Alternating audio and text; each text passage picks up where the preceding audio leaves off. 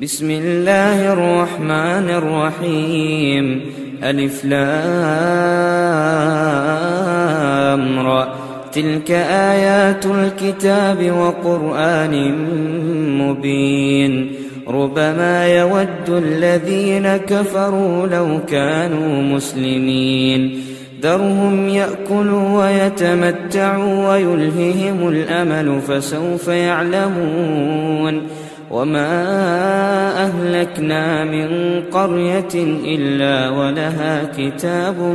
معلوم ما تسبق من أمة أجلها وما يستأخرون وقالوا يا أيها الذي نزل عليه الذكر إنك لمجنون لو ما تأتينا بالملائكة إن كنت من الصادقين ما ننزل الملائكة إلا بالحق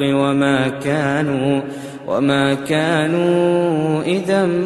منظرين إنا نحن نزلنا الذكر وإنا له لحافظون ولقد أرسلنا من قبلك في شيع الأولين وما يأتيهم من رسول إلا كانوا به يستهزئون كذلك نسلكه في قلوب المجرمين لا يؤمنون به وقد خلت سنة الأولين ولو فتحنا عليهم بابا من السماء فظلوا فيه يعرجون.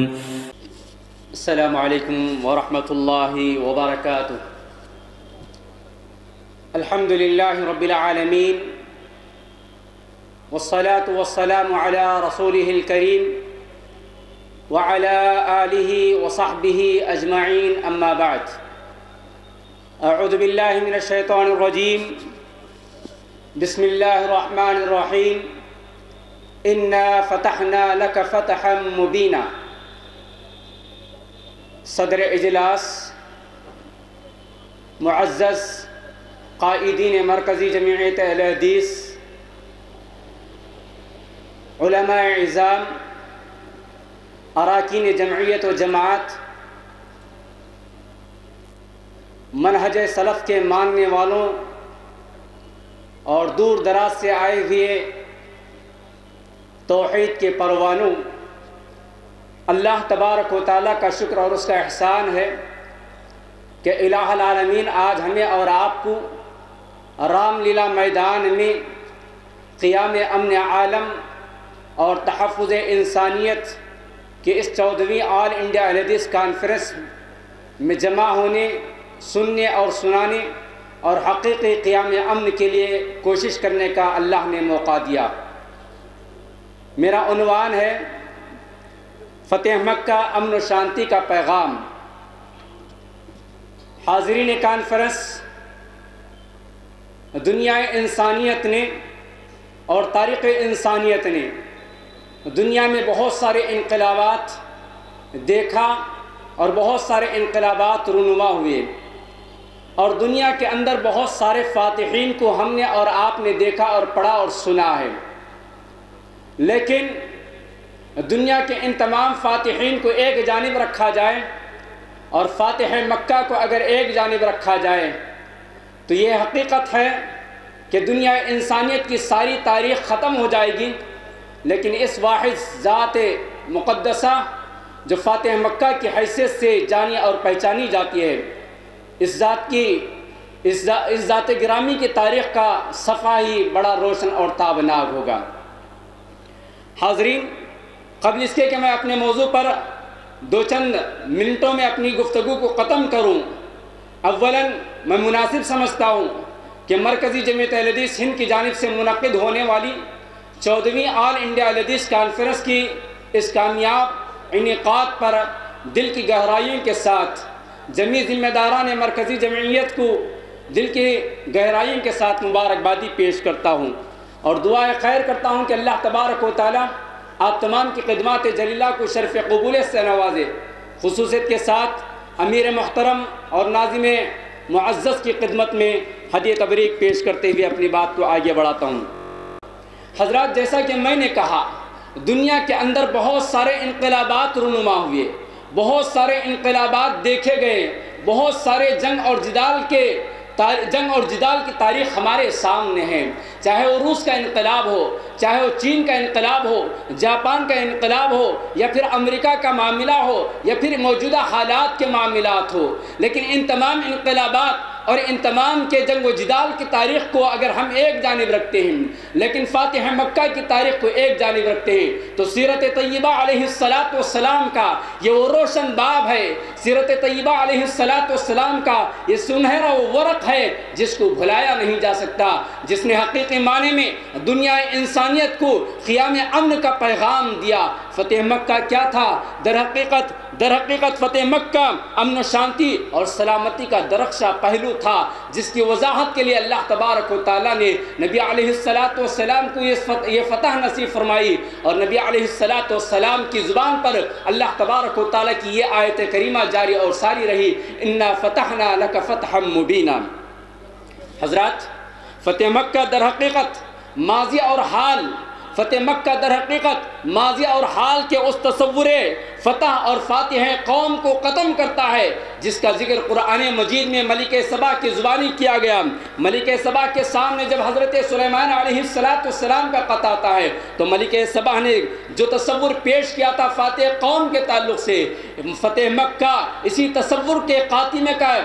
اسی تصور کو ختم کرتے ہوئے اسی تصور کو ختم کرتا ہے۔ کہا تھا ملک سبا نے، قالت ان الملوک اذا دخلوا قریۃ افسدوها وجعلوا عزت اہلها اذلۃ وكذلك يفعلون۔ گویا فاتح مکہ جو حقیقت میں فاتح مکہ ہی نہیں بلکہ پیغمبر امن علیہ السلام نے اس بات کا ثبوت پیش کر دیا کہ ماضی کے اندر جو کچھ بھی فتح اور نصرت کے جھنڈے نصب کرنے کے بعد فاتحین نے اپنی مفتوح قوم کے ساتھ جو سلوک کیا ہے وہ سلوک فتح مکہ کے دن نہیں کیا جائے گا۔ فتح مکہ در حقیقت فتح مکہ کا فاتح در حقیقت صرف وہ فاتح نہیں تھا بلکہ پیغمبر امن و عالم تھا، جس کے بارے میں قرآن کریم نے گواہی دیتے ہوئے کہا وَمَا أَرْسَلْنَاكَ إِلَّا رَحْمَةً لِلْعَالَمِينَ۔ حقیقت میں فاتح مکہ وہ پیغمبر امن تھا جس کا تعارف اللہ تبارک و تعالیٰ نے کراتے ہوئے کہا کہ یہ رحمت للعالمین ہے، جو سارے جہانوں کے لیے رحمت بنا کر بھیجا گیا۔ یہ فاتح مکہ جو رحمت للعالمین ہے، جب اپنے ہی شہر کے اندر جہاں اس کی ولادت ہوئی تھی، جہاں اس کا بچپن گزرا تھا، جہاں اس کی جوانی گزری تھی، جہاں اس کی ادھیڑ عمر گزری تھی، اور جہاں اعلان نبوت کے بعد اعلان توحید اور دعوت توحید کی وجہ سے اسے 13 سال تک ستایا گیا، نہ صرف اسے ستایا گیا بلکہ اس کے ماننے والے اور اس کے مشن پر عمل کرنے والوں کے ساتھ ظلم و زیادتی کے وہ پہاڑ توڑے گئے جو تاریخ انسانیت میں ہمیں نہیں ملتے ہیں، ظلم و زیادتی کی وہ چکیاں پیسی گئی جو تاریخ میں ہمیں نہیں ملتا۔ لیکن اس فاتح مکہ جب مکے میں داخل ہوتا ہے، جہاں اس کے راستے میں کانٹے بچھائے گئے تھے، حالت سجدہ میں اس کی پیٹھ پر مبارک پیٹھ کے اوپر گندگی ڈالی گئی تھی، حالت سجدے میں اس فاتح مکہ کو گلے کے اندر چادر ڈال کر مروڑا گیا تھا۔ یہ فاتح مکہ وہ تھا جس کو گلیوں کے اندر جب وہ دعوت اللہ کا فریضہ انجام دینے کے لیے اپنے گھر سے نکلتا تو پیچھے کوئی دشمن آتا، سامنے سے کوئی دشمن آتا، کبھی شاعر کہتا، کبھی مجنون کہتا، کبھی گالی گلوچ کہتا، کبھی مار پیٹ کرتا۔ لیکن جب یہ فاتح مکے کے اندر داخل ہو رہا ہے، اپنے اس شہر کے اندر داخل ہو رہا ہے جہاں سے رخصتی کے موقع پر کہا تھا اے مکہ میرے دل میں تیری عزت، اے مکہ میرے دل میں تیرا مقام، اے مکہ میرے دل میں تیرا مرتبہ اس قدر عزیز ہے کہ اللہ تبارک و تعالیٰ کی ساری زمین میں تو ہی سب سے مقدس اور سب سے معزز زمین ہے، لیکن تیری قوم نے مجھے نکالا ہے۔ اس قدر تکلیف اور مایوس ہو کر نکلنے والا نبی جب فاتح بن کر داخل ہو کر آ رہا ہے تو اس کا عالم یہ ہے کہ سواری پر سوار ہے، جذبات تشکر اور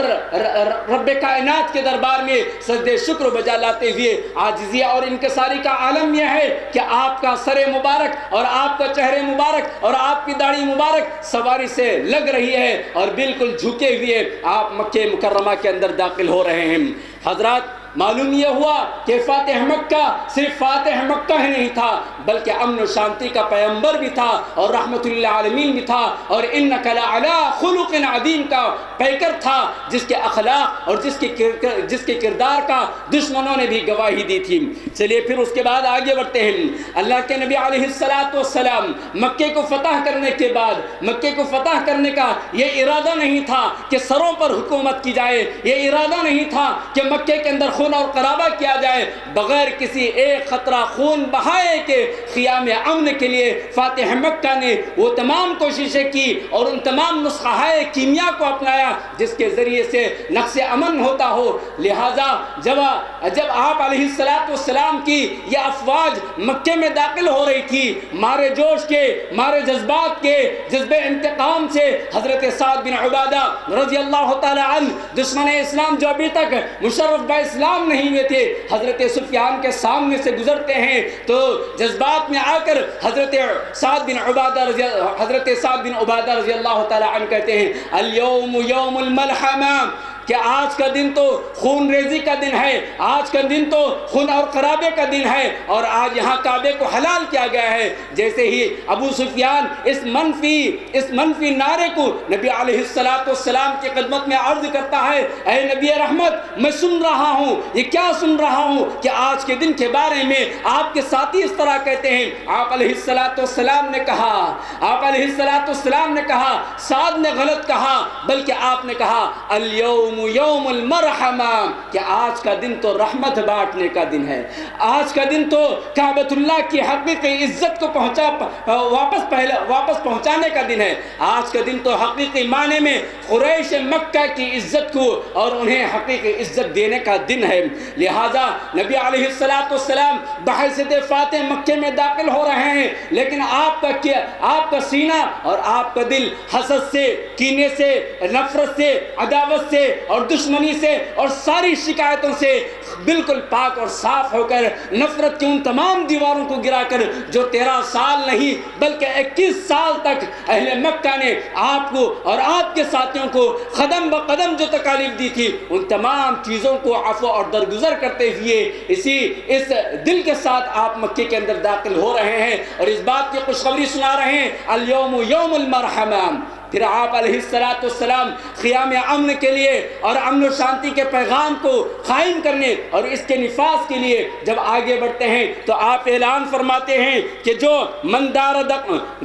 مسجد نبوی میں جو کعبۃ اللہ میں داخل ہو جاتا ہے اس کے لیے امن و شانتی ہے، جو اپنے گھر کا دروازہ بند کر لیتا ہے اس کے لیے امان ہے، جو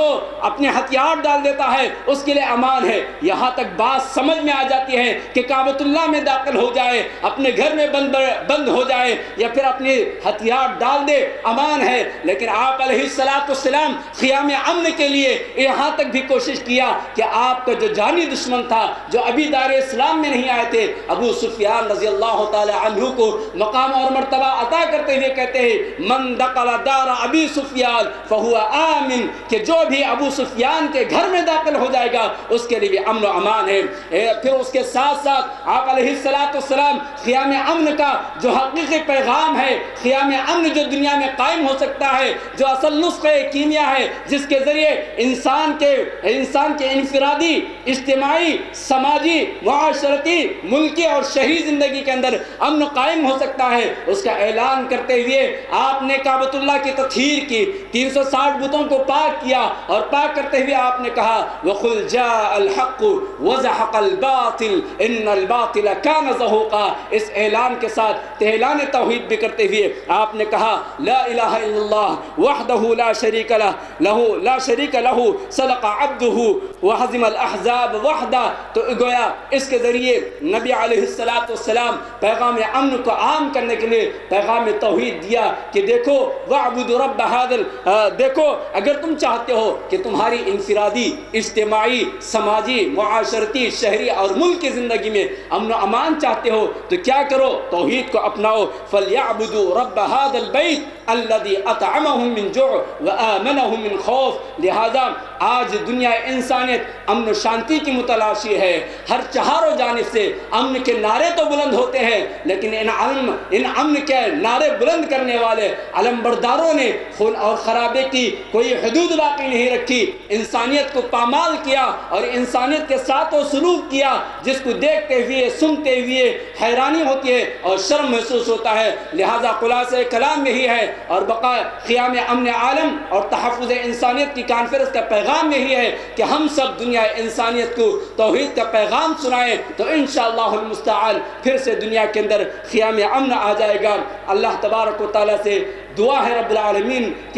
العالمین سے کہ الہ العالمین آج دنیا انسانیت امن و سلامتی کی متلاشی اور پیاسی ہے، الہ العالمین پھر سے امن و شانتی اور سلامتی عطا فرمائیے، انفرادی، اجتماعی، شہری اور ملکی سطح پر الہ العالمین ہم تمام کو امن و سلامتی عطا فرمائے، اور فتح مکہ کے ذریعے جو قیام امن کا پیغام دیا گیا ہے اس کو گھر گھر پہنچانے اور اپنی زندگی میں اس کو نافذ کرنے، اور اذهبوا انتم الطلقاء لا تثریب علیکم اليوم کا جو پیغام نبی رحمت نے قیام امن کا فتح مکہ کے موقع پر دیا، وہی پیغام آج پھر سے دنیا انسانیت کو ہم سب کو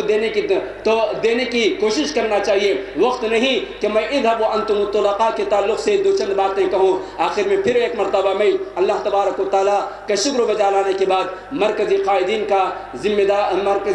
کا دل کی گہرائیوں کے ساتھ شکریہ ادا کرتا ہوں کہ یہاں بیٹھے ہوئے جلیل القدر علماء کی سر پر علماء کے سائے میں مجھے کچھ کہنے کا موقع آپ نے عنایت فرمایا۔ اس طفل مکتب سے میں یقین اور